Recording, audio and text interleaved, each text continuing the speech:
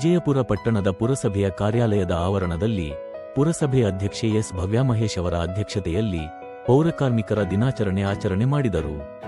ಪೌರಕಾರ್ಮಿಕರ ದಿನಾಚರಣೆಯ ಅಂಗವಾಗಿ ವಿವಿಧ ಬಗೆಯ ಹೂಗಳಿಂದ ಪುರಸಭೆಯನ್ನು ಅಲಂಕಾರ ಮಾಡುವ ಮೂಲಕ ತಮ್ಮ ದಿನಾಚರಣೆಯನ್ನು ಸಂಭ್ರಮ ಸಡಗರದಿಂದ ಆಚರಣೆ ಮಾಡಿಕೊಂಡರು. ಪುರಸಭೆಯ ಮುಂದೆ ಬೃಹತ್ ರಂಗೋಲಿ ಬಿಡಿಸಿದ್ದರು. ಪೌರಕಾರ್ಮಿಕರ ದಿನಾಚರಣೆಯ ಅಂಗವಾಗಿ ಆಯೋಜಿಸಿದ್ದ ಕ್ರೀಡಾಕೂಟಗಳಲ್ಲಿ ವಿಜೇತರಾಗಿದ್ದವರಿಗೆ ಬಹುಮಾನಗಳು ವಿತರಣೆ ಮಾಡಿದರು.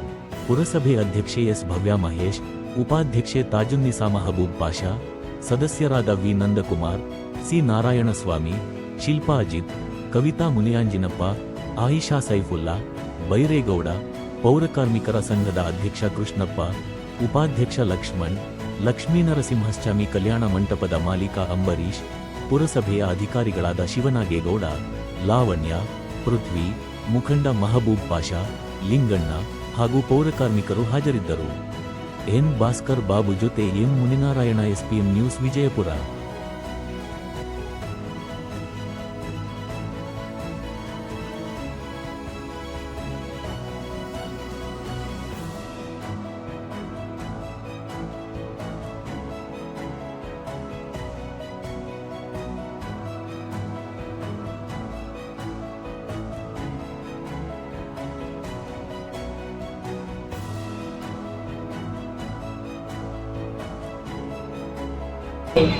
ಆದೇಶದಂತೆ ಮತ್ತು ಅನೇಕ ವರ್ಷಗಳ ನಮ್ಮ ಪೌರ ಕಾರ್ಮಿಕರ ಒಂದು ಬೇಡಿಕೆಯ ಒಂದು ಫಲವಾಗಿ ಕರ್ನಾಟಕ ಸರ್ಕಾರ ನಮ್ಮ ಪೌರ ಕಾರ್ಮಿಕರ ದಿನಾಚರಣೆ ಆಚರಿಸಬೇಕಂತಹ ಘೋಷಣೆ ಮತ್ತು ಆದೇಶ ಹಿನ್ನೆಲೆಯಲ್ಲಿ ಪ್ರತಿ ವರ್ಷನೂ ಸಹ ಸೆಪ್ಟೆಂಬರ್ 23ರಂದು ಪೌರ ಕಾರ್ಮಿಕ ದಿನಾಚರಣೆ ಆಚರಿಸಿ ಆ ಒಂದು ದಿನ ಪೌರ ಕಾರ್ಮಿಕರಿಗೆ ರಜೆಯನ್ನು ಘೋಷಿಸಿರುವಂತಹ ನಮ್ಮ ಕರ್ನಾಟಕ ಸರ್ಕಾರಕ್ಕೆ ಧನ್ಯವಾದಗಳನ್ನು ಹೇಳಕ್ಕೆ ಇಷ್ಟಪಡ್ತೀನಿ.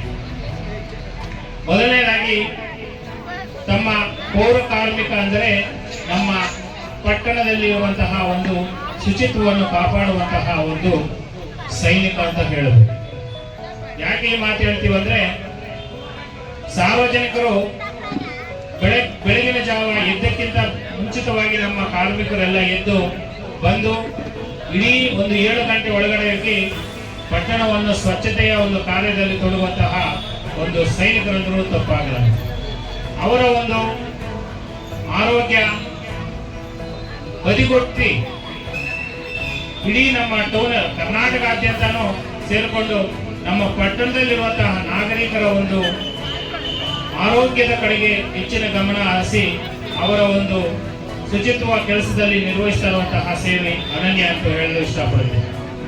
ಅದೇ ರೀತಿ ನಮ್ಮ ಪೌರ ಕಾರ್ಮಿಕರಿಗಾಗಿ ನಮ್ಮ ಕರ್ನಾಟಕ ಸರ್ಕಾರ ಗೃಹಭಾಗ್ಯ ಯೋಜನೆ ಅಂತಹ ಒಂದು ಯೋಜನೆಯನ್ನು ಮೂಲಕ ಯಾರು ಮನೆಗಳಿಲ್ಲವೋ ಅವರಿಗೆ ಮನೆ ಕಲ್ಪಿಸುವ ಒಂದು ಮಹತ್ವಾಕಾಂಕ್ಷೆಯ ಒಂದು ಯೋಜನೆಯನ್ನು ಸಹ ತಂದಿದೆ. ಅದೇ ರೀತಿ ನಮ್ಮ ಯಾರಿಗೆ ಸೈಟ್ ಇಲ್ಲ, ಯಾರಿಗೆ ಸೂರಿಲ್ಲ, ಎರಡೂ ಇಲ್ಲ, ನಿವೇಶನ ಮತ್ತು ಮನೆ ಇಲ್ಲದವರಿಗೂ ಸಹ ನಿವೇಶನ ಮತ್ತು ಮನೆಯನ್ನು ಕಟ್ಟಿಕೊಳ್ಳುವಂತಹ ಒಂದು ಗೃಹಭಾಗ್ಯ ಯೋಜನೆಯಲ್ಲಿ ಒಂದು ಯೋಜನೆಯ ಒಂದು ಅಡಿಯಲ್ಲಿ ನಮಗೆ ಸವಲತ್ತನ್ನು ಕೊಡ್ತಾ ಇರುವಂತಹ ಒಂದು ಅಪರೂಪದ ಒಂದು ಮಹತ್ವಾಕಾಂಕ್ಷೆಯ ಯೋಜನೆ ಎಂದು ಹೇಳಕ್ಕೆ ಇಷ್ಟಪಡ್ತೀವಿ. ಅದಕ್ಕಾಗಿ ನಿಮ್ಮ ಮಕ್ಕಳನ್ನ ಯಾವತ್ತು ನಾವು ಶಿಸ್ತಾಗಿ ಬೆಳೆಸ್ಕೊಂತೀವೋ, ಯಾವ ರೀತಿ ಶಿಸ್ತಾಗಿ ನಾವು ನೋಡ್ಕೊಂತೀವೋ, ನಮ್ಮ ಸಮಾಜ ಆಗಿರ್ಬೋದು, ನಮ್ಮ ಕುಟುಂಬ ಆಗಿರ್ಬೋದು ಉದ್ಧಾರ ಆಗುತ್ತದೆ. ಅದೇ ರೀತಿ ನಿಮ್ಮ ಮಕ್ಕಳು ಅಷ್ಟೇ ನಿಮಗೂ ಮತ್ತು ಸೊಸೈಟಿಗೂ ಉಪಕಾರ ಮಾಡದೇ ಇದ್ದು ಪರವಾಗಿಲ್ಲ, ಅಪಕೀರ್ತಿ ತರುವಂತಹ ಕೆಲಸಗಳಿಗೆ ನಿಮ್ಮ ಮಕ್ಕಳನ್ನು ಯಾವ ರೀತಿಯಾದಂತಹ ಒಂದು ಕೈ ಹಾಕುವಂತಹ ಪ್ರಯತ್ನಗಳಿಗೆ ಅವ್ರಿಗೆ ಅವಕಾಶ ಕೊಡಬೇಡಿ. ಕುಡಿಯುವುದಾಗಿರ್ಬೋದು, ಬೇರೆ ಬೇರೆ ಚಟಗಳಾಗಿರ್ಬೋದು. ಇವತ್ತು ದೊಡ್ಡ ಮಾಫಿಯಾ ಅಂದ್ರೆ ಮಕ್ಕಳು ಹಾಳಾಗ್ತಾ ಇರೋದು ಈ ಡ್ರಗ್ಸ್. ನಮ್ಮ ಒಂದು 30-43 ವರ್ಷ ಸಂಬಳಗಳು ಕೊಡಬೇಕು, ನಿಗದಿತ ಅವಧಿಯಲ್ಲಿ ಸಂಬಳಗಳು ಕೊಡಲ್ಲ. ಅವರು ತಮ್ಮ ಮನೆಯಲ್ಲಿರುವಂತಹ ಒಡವೆಗಳನ್ನ ಮೀಟರ್ ಬಡ್ಡಿಗಳು ದುಡ್ಡು ತಂದು ಅವರು ಜೀವನ ಮಾಡುವಂತ ಪರಿಸ್ಥಿತಿ ಬಂದಿದೆ. ದಯವಿಟ್ಟು ನಮ್ಮ ಮುಖ್ಯಾಧಿಕಾರಿಗಳ ಸರ್ಕಾರ ಎಚ್ಚೆತ್ತುಕೊಂಡು ಪ್ರತಿ ತಿಂಗಳು ಅವ್ರಿಗೆ ಏನು 5ನೇ ತಾರೀಕು ಒಳಗಡೆ ಸರ್ ದಯವಿಟ್ಟು ಅವ್ರಿಗೆ ಸಂಬಳ ಕೂಡ ವ್ಯವಸ್ಥೆ ಮಾಡಿ.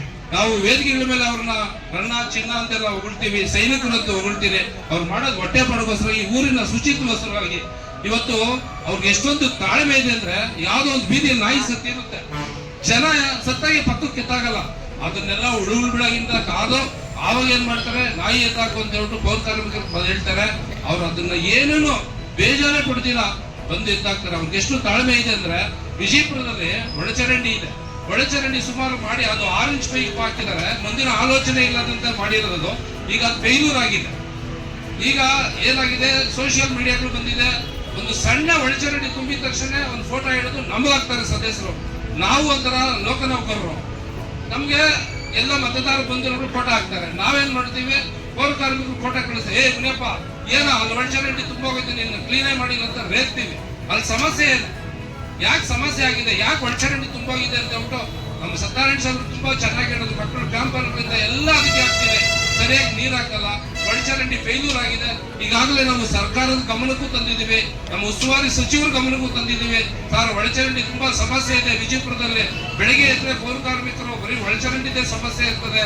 ಸುಮಾರು ಜನರನ್ನೆಲ್ಲ ಅದಕ್ಕೆ ಹಾಕಿದ್ದೀವಿ.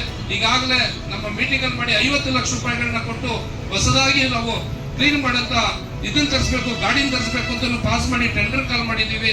ಸಚಿವರು 150 ಕೋಟಿಗಳನ್ನ ನಾನು ಕೊಡ್ತೀನಿ ವಿಜಯಪುರಕ್ಕೆ, ಮತ್ತೆ ನಾನು ಒಳಚರಂಡಿ ವ್ಯವಸ್ಥೆ ಮಾಡ್ಕೊಡ್ತೀನಿ ಅಂತಾನು ಅವರು ನಮ್ಗೆ ಆಮಿಷನ್ನು ಕೊಟ್ಟಿದ್ದಾರೆ. ನಾನು ಅದು ಮಾಡೇ ಮಾಡ್ತೀನಿ ಅಂತ ಅವರು ಯಾವಾಗ ಹೋದಾಗೂ ಇಲ್ಲಪ್ಪ ನಾನು ವಿಜಯಪುರದಲ್ಲಿ ಫಸ್ಟ್ ಒಳಚರಂಡಿ ಮಾಡ್ತೀನಿ ಅಂತಾರೆ. ನಮ್ಮ ಸನ್ಮಾನ್ಯ ಸುಧಾಕರ್ ಅವರು ಸಹ